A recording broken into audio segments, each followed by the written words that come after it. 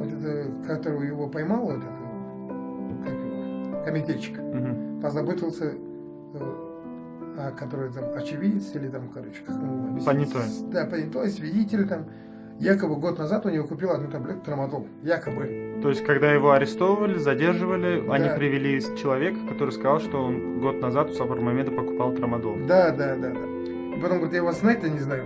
Откуда вы взялись, кто вы такой вообще?